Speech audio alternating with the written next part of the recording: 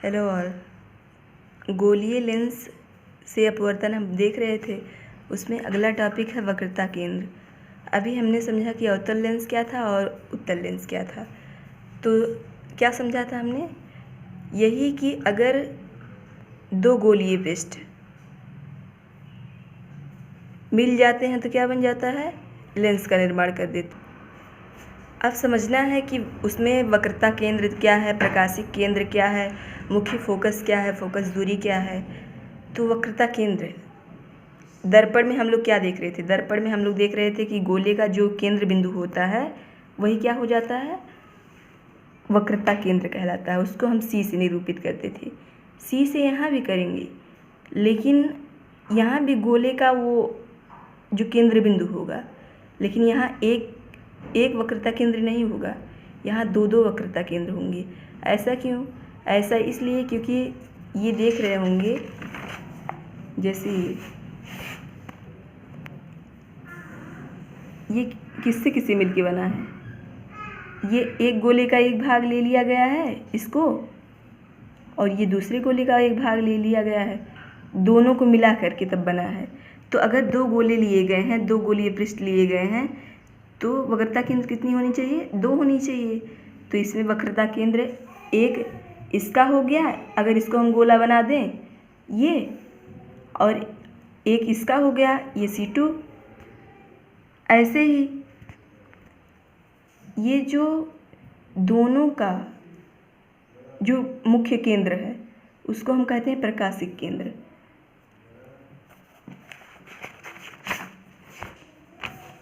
किसी लेंस में चाहे वह उत्तल हो अथवा अवतल, वो गोलीय पृष्ठ होते हैं। दो गोलीय पृष्ठ से मिलकर के क्या होता है? उत्तल अवतल दोनों में दो गोलीय पृष्ठ से वो मिलकर के बना होता है। इनमें से प्रत्येक पृष्ठ एक गोले का भाग होता है। यही अभी हम लोग यही सब तो देख रहे थे।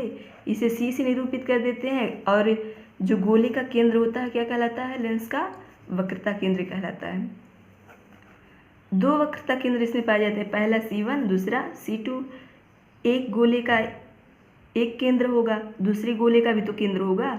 तो पहले गोले का जो केंद्र होगा उसको C1, जो दूसरे का होगा उसको C2 कहते हैं। अब मुख्य अक्ष क्या है? मुख्य अक्ष एक काल्पनिक सीधी रेखा है। उसको हम मान लेते हैं, कल्पना करते हैं, और वो सीधी रेखा में होता है।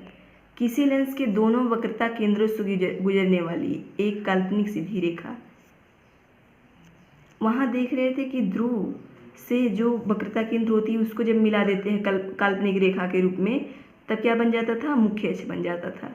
लेकिन यहाँ भी यहाँ है कि दोनों वक्रता केंद्र से गुजरने वाली जो काल्पनिक सीधी रेखा हो जाएगी, तो उसको क्या कहेंगे? मुख्य अक्ष कहेंगे। जैसे इसमें ये मान लो ये ऐसे है, ये काल्पनिक रेखा है, इसको क्या कहेंगे? मुख्य अक्ष। इसमें भी ये होगा मुख्य अक्ष। अब अगला क्या है? मुख्य अक्ष लेंस का केंद्रीय बिंदु, इसका प्रकाशिक केंद्र कहलाता है। अगर गोला है तो उसका केंद्रीय बिंदु क्या कहला रहा था? वक्रता केंद्र। लेकिन जो लेंस है जो दोनों से मिलकर के बना है, तब क्या हो जाएगा उसका केंद्रीय बिंदु? प्रकाशिक केंद्र कहा जाएगा। इसे O से प्रदर्शित करते हैं। जैसे इसमें केंद्रीय बिंदु कौन सा है लेंस का? ये है, इसे हम O से प्रदर्शित किए हैं। ये दोनों लेंसों का जो केंद्रीय बिंदु यही है। और अगर हम गोले का कहेंगे तो कौन सा है? C1 और C2। लेकिन लेंस का कहेंगे, लेंस दो से मिलकर के, दो गोले से मिलकर बना है, तो दोनों का जो केंद्रीय बिंदु है वो O है, प्रकाशिक केंद्र है। इसी को हम प्रकाशिक केंद्र कहते हैं। अब उत्तल लेंस पर मुख्य अक्ष के समांतर प्रकाश की बहुत सी किरणें आपतित होती हैं। हमने पढ़ा कि उत्तल लेंस क्या होता है? उत्तल लेंस में किरणें जाकर के क्या हो रही हैं? इकट्ठी हो रही हैं, मतलब अभिसरित हो रही हैं। जबकि अवतल लेंस में क्या हो रहा है? यहाँ पे अपसरित होती प्रतीत हो रही हैं। प्रतीत क्यों? ऐसा क्यों हम कह रहे हैं? आभासी क्यों कह रहे हैं? क्योंकि ये जाकर के पीछे मिलाने पर जब हम देखते हैं डैश डैश करके, तो एक तरह से किसी बिंदु पर मिलती हैं, तो उसको हम कहते हैं प्रथम फोकस। और मिलती हुई प्रतीत हो रही हैं, वास्तव में तो नहीं मिल रही हैं, जबकि यहाँ क्या है, यहाँ जाकर के वास्तव में मिल रही हैं। तो उत्तल लेंस में वास्तव में मिलती हैं और अवतल लेंस में आभासी रूप से मिलती हैं, मिलती हुई प्रतीत होती हैं। और अवतल दर्पण और उत्तल दर्पण में क्या था, इसका जस्ट अपोजिट था।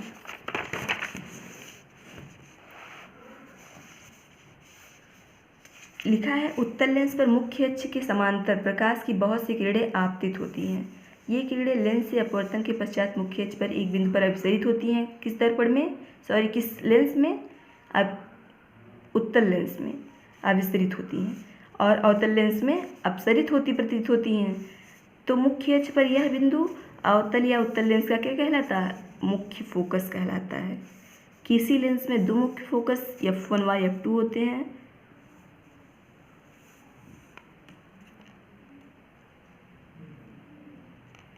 कितने फोकस होते हैं, दो फोकस, f1 और f2, जैसे इस चित्र में हम देखते हैं। यहाँ भी देख रहे हो, पहला हो गया, इसकी जस्ट दूसरी दिशा में f2 बनेगा, फिर इससे दोगुनी दूरी पर 2f1 हो गया, फिर इधर अपोजिट दिशा में इससे जस्ट दुगना 2f2 हो गया। तो मतलब दो मुख्य फोकस इधर हो गया, दो इधर भी है। जब अब अपवर्तन होगा तब ऐसे बनती हुई प्रतीत हो मतलब बनेंगी, इसमें वास्तव में इसमें प्रतीत होंगी, आभासी बनेगा। तो ये मुख्य फोकस हो गया। अब दो मुख्य फोकस होते हैं f1 और f2, इतना हमने देख लिया। अब समझना है कि फोकस दूरी क्या है। फोकस दूरी को स्मॉल f से हम प्रदर्शित करते हैं और मुख्य फोकस को कैपिटल वाले से। फोकस दूरी किसी लेंस की मुख्य फोकस की प्रकाशीय केंद्र से दूरी फोकस दूरी कहलाती है।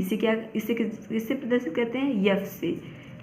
लेंस की मुख्य फोकस की प्रकाशीय केंद्र से दूरी, मुख्य फोकस ये मान लो है, इसकी कहाँ से दूरी, प्रकाशीय केंद्र से दूरी क्या कहलाती है, फोकस दूरी कहलाती है।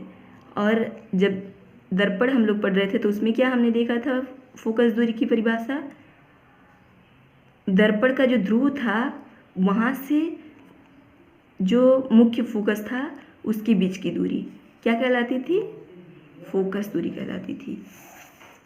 अब इतना तो हमने समझ लिया कि फोकस दूरी क्या होती है, प्रकाशीय केंद्र क्या होता है, वक्रता केंद्र क्या होता है और मुख्य फोकस क्या होता है, फोकस दूरी क्या होती है। अगर आपसे पूछा जाए कि लेंस में और दर्पण में मेन रूप से अंतर क्या है, सबसे पहला अंतर तो यही है कि दर्पण में परावर्तन होता है और लेंस में क्या होता है, अपवर्तन होता है। दूसरा क्या है, दर्पण में वक्रता केंद्र कितने होते हैं, एक ही होते हैं और लेंस में दो वक्रता केंद्र C1 और C2 पाए जाते हैं। जबकि वहाँ देखते हैं कि मुख्य फोकस एक ही रहता है। लेंस में क्या होता है, लेंस में दो मुख्य फोकस हैं, f1 और f2। फोकस दूरी तो वही रहेगी जिसको f से वहाँ भी प्रदर्शित कर रहे थे, यहाँ भी कर रहे हैं। अब इसके आगे हमको पढ़ना है किरण आरेख। किरण आरेख अभी थोड़ा सा हम बस वैसे देख लेंगे कि बुक से ही।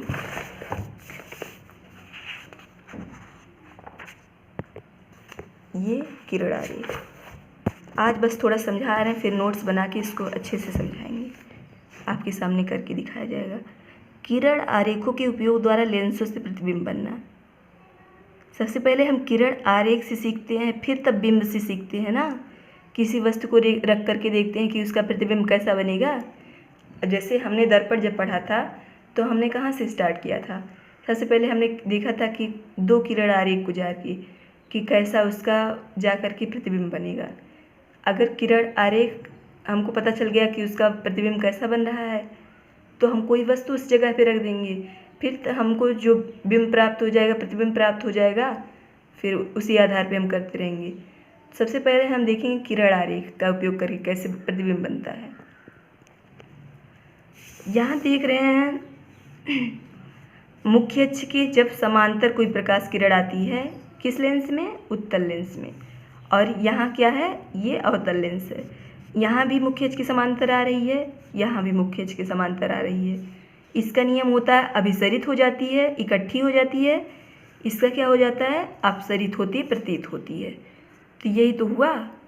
तो पहला ये था कि अगर कोई मुख्य अक्ष के समांतर प्रकाश किरण आ रही है तो उत्तल लेंस में अभिसरित हो जाएगी और अवतल लेंस में क्या हो जाएगी?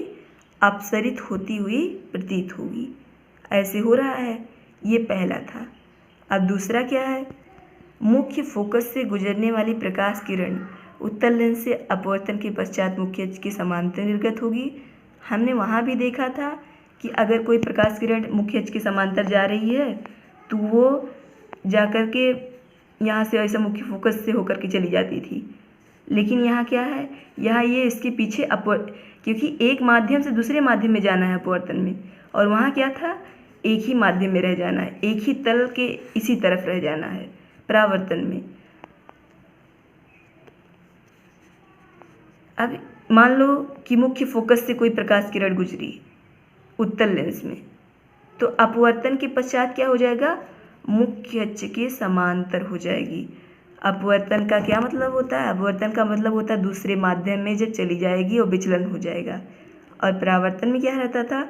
उसी माध्यम में रहती थी तब उसका परावर्तन हो जाता था। नियम सेम नियम था कि मुख्य फोकस से जा रही है, फिर क्या हो जाती थी? मुख्य अक्ष के समांतर हो जाती थी, लेकिन वो इधर ही हो जाती थी, इसी तरफ, इसी माध्यम में, ना कि वो दूसरी माध्यम में जाती थी। अपवर्तन है तो इसीलिए दूसरे माध्यम में जा रही है। ऐसे इसमें भी अवतल लेंस के मुख्य फोकस पर मिलती प्रतीत होने वाली प्रकाश किरण, यहाँ पे मान लो कोई मिलती हुई प्रतीत हो रही है प्रकाश किरण मुख्य फोकस पे, तो अपवर्तन के पश्चात मुख्य अक्ष के समांतर निर्गत हो जाती है। तो ये मान लो यहाँ पे मिलती हुई प्रतीत हो रही है, तो यहाँ से जब जाएगी निर्गत होती हुई तो ये मुख्य अक्ष के समांतर निकल जाएगी, ऐसे इस तरह से। अब अगला है लेंस के प्रकाशिक केंद्र से गुजरने वाली प्रकाश किरण अपवर्तन के पश्चात बिना किसी विचलन के निर्गत होती है। उसमें क्या था? जब वक्रता केंद्र से हम ये C यहाँ पर रहता था तो कोई प्रकाश किरण ऐसे आती थी तो सीधे उसी मार्ग पर फिर परावर्तित हो जाती थी। याद आ रहा है कुछ? तो इसमें भी ऐसे ही है। इसमें वक्रता केंद्र तो यहाँ कहीं बन रहा है, वो मुख्य अक्ष पे तो बन नहीं रहा है, इसीलिए हम ये प्रकाशिक केंद्र जो होता है उसको हम मानते हैं। तो प्रकाशिक केंद्र दोनों का केंद्रीय बिंदु होता है, इसीलिए वो जब जिस मार्ग पे आएगा उसी मार्ग पर क्या हो जाएगा? उसी मार्ग पर वो वापस चला जाएगा। ऐसे इसमें भी हो रहा है। ये दोनों के लिए समान होता है, इसमें कोई आभासी और कोई वास्तविक से मतलब नहीं है हमें। यहाँ देख रहे हो कि यहाँ भी O से जा रहा है उत्तल लेंस में, और यहाँ भी अवतल लेंस में भी फिर उसी मार्ग पर वह क्या हो जा रहा है? फिर उसी मार्ग पर चला जा रहा है, निर्गत हो रहा है। ये था किरण आरेख के माध्यम से। इसको कल हम बना करके देखेंगे, फिर हम देखेंगे प्रतिबिंब से कैसे बनता है। उसके बाद फिर कुछ क्वेश्चंस रहेंगे, उसको सॉल्व करेंगे, फिर आ जाएगा अगला चैप्टर। आज के लिए इतना रखते हैं, अब कल देखते हैं फिर। Thank you.